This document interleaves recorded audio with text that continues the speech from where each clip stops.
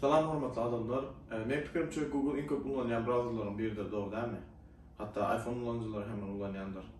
Ýöne ýa-ni ýakynda men gözüme düşen zatlaryň biri Brave browser boldy. Ol näme? Hem tapawut dälmi? Bilşiňiz ýa-da Google'da bize reklamalar çykaryp berýär, dogry dälmi? Ve şu reklamları biz geçip bilemez ýani ýa-da YouTube'da şolar ýalyp bir zat bolýar.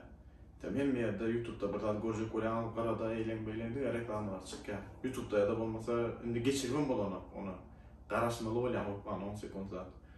Ve üstüne biz hem wagt ýitirýäs we hiç kazanmamyz ýok. Blockchain'in gowy tarapy şonuň üçin biz has öňe sürýäs. Blockchain'in gowy tarapy biz mesela Brave browser'da hem reklama göremiz ýok. Yani ad blocker var. Reklamları yapýan bir zat. Hem reklama göremiz we şol arada Brave browser ulanýan üçin sana özüniň tokeninden berýär. BAT token diýenden.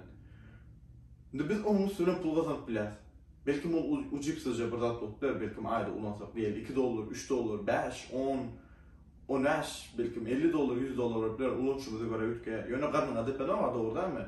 Yani yatsın $5, $10 her ay gelip dursun. Sen Google ulananında hiç iliyadaydı pul gelen yok. Yöne Brave browser ulananında in olmanda prosta обычно yine demişe gündeki ulanışın ulananında sana pul gelip dur.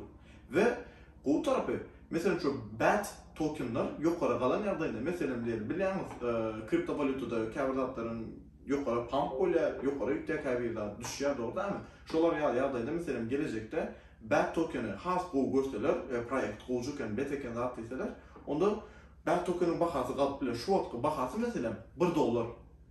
Yani bu demek mesela gelecekte sizin elinizde mesela günde ulandığınız 10k lap elinizde 100 sana BAT tokeni oldu diyelim. Mesela diyelim. Ve BAT tokenin bahası şu an $1 olsa bir gün gelip $100'a gelen ýerdäinde $1000'ymyz bolýar. Hani $1000 sana hiç yerden geldi, doğru değil mi? Sen Google tam ulanýardym. Ýöne belki ýerdäde bolsa Google ulanan Brave browser ulandın, gündeki etmeli işiňe dowam etýän sana üýtgeşik bir nemesi ýok. Hemme zat ýene de Google'a meňzeýär. Menin pikirimçe gowy bolarmy kada. Men işini özüm Google'a ayırdım ve Brave browser'a geçtim. Şu wagt meselem men de näme diýär? Düýün ustanowka etdim Brave browser'y. 14 centlik, hümmeti 14 cent bolan BAT tokenim var. Yani 14 cent mesela şu an alıp 14 cent'i men alıp edýän. Yani näme diýim men? Toplam belki $50 bolanda, belki Dogecoin alan. Doğru değil mi?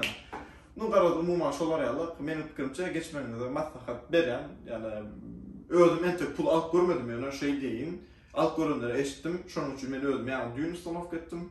Edesi gelenlere makkayn goşup bilerler. Men ýene de adyny aşağıda hatlarda yazan Brave browser diýip. Hawa umuman şolar ýalyp ýene de şolar ýalyp gowy informasiýalary eşitmek isem ýalbaras hem gelen ok bolan oglanlar. Prosta podpisat et goýun şuňa zatlar bilesiňiz gelýär. Bizler şol öňe sürýär bilýärmi? Adamlar gelýär, ha diýmek peýda zatlar etýäs. Onda biz ýene de dowam edelim, tapaly da edelim. Bizim motivasiyamız sizde. Gayret edin.